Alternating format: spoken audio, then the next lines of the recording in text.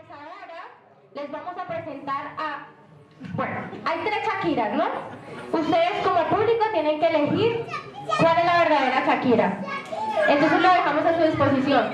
Las... Shakira, por favor. ¡No!